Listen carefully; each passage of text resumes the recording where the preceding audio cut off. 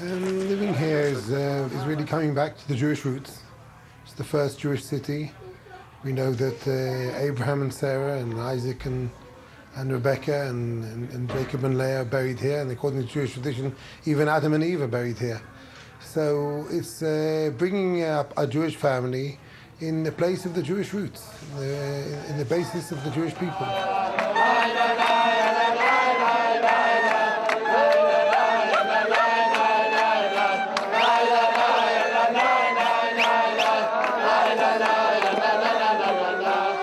In any other country in the world, they would be defined as fascists, if not worse.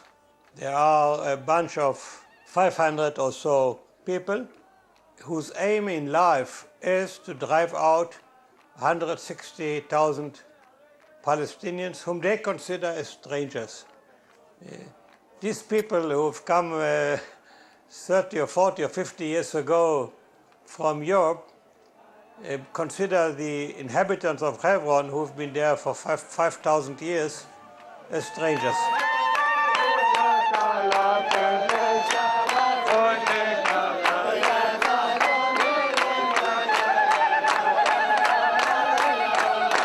I believe it's important for everyone to come and see what's going on here and not just have their impression from the news, because the news is very slanted. And when people come, they show that this is a place where people can walk around and visit and feel normal in, and it's not what they see on the news, where they think it's just a military zone. I think, a lot of soldiers come here. In the beginning, they think, this is like an army base. And then they realize that this is not an army base. This is a place where Jewish people live.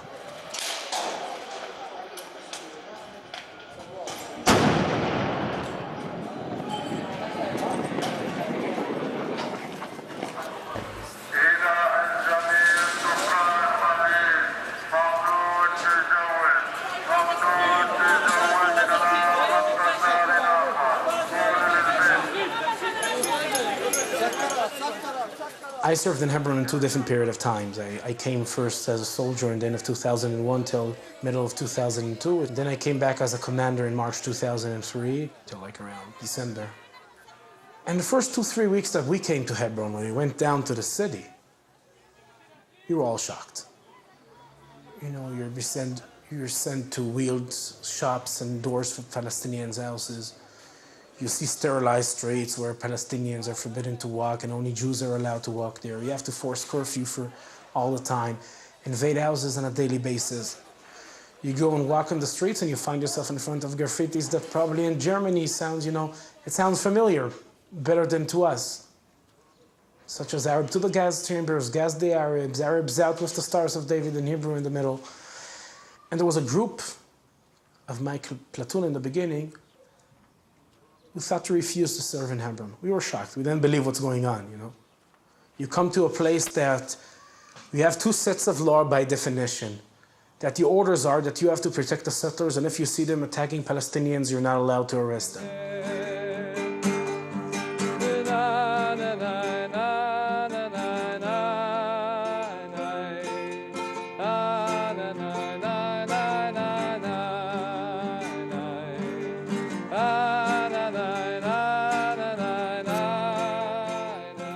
The security presence in Hebron is heavy. Unfortunately, there are people that are trying to kill us. Many of the terrorists that wander around trying to blow themselves up anywhere from Beersheba up to Haifa have come out of Hebron. And the military presence is here is to protect us, but it's also to try to weed out these terrorists and see to it that they don't get to Tel Aviv and blow themselves up.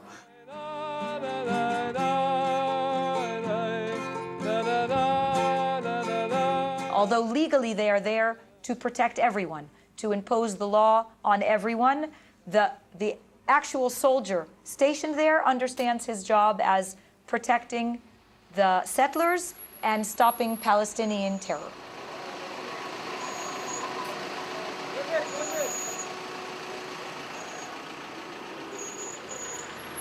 Okay, so we will start probably will be guided by David Wilder to the left and Ophel. David is the spokesman for foreign press of the settlement of Hebron, and Ophel is documenting our work.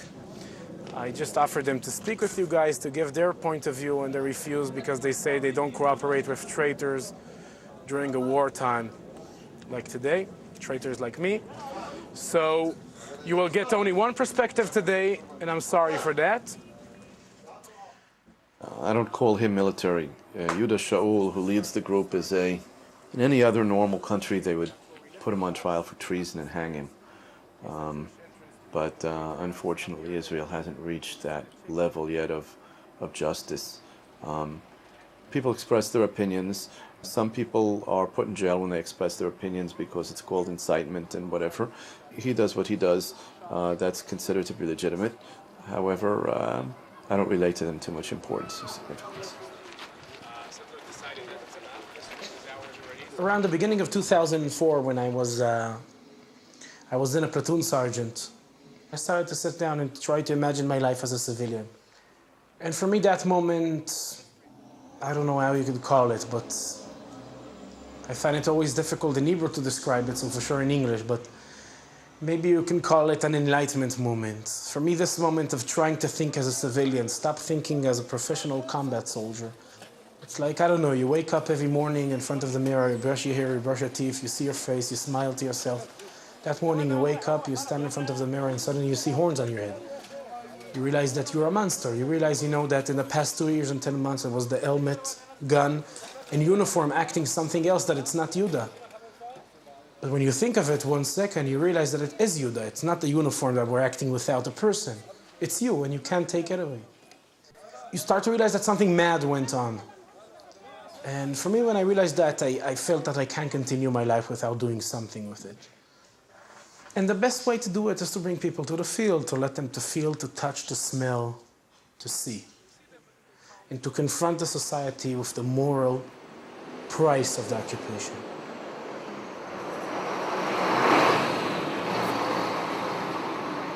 Usually in Jewish holidays or weekends, a lot of people come, a lot of settlers from Kiryat Arba, a lot of people, visitors from Jerusalem, from outside.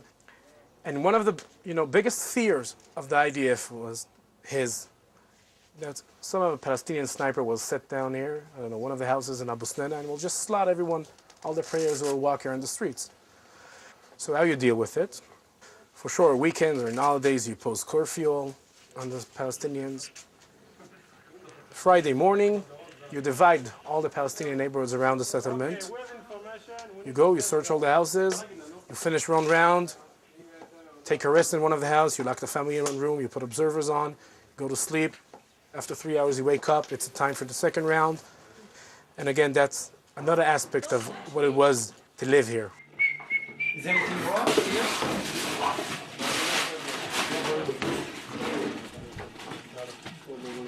When they come to check the house, they ask me to collect all of the family, put them in the kitchen or in one room. They take off all of the clothes, the bags, the beds, all of that, and it's happened many times. They come to the house, they said all of the family outside, but I said, it's raining outside. He said, I don't care.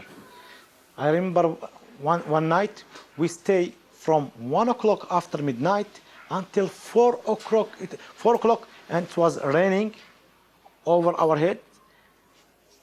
And they said they want to check the house, and they know nothing in the house. And they had never found anything in the house, because we have nothing.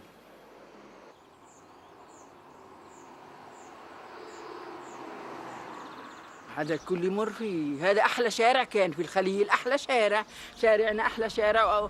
الفلاح يفوت، القروي، المدني، السائح للحرم ينزل، الكل ينزل عليه.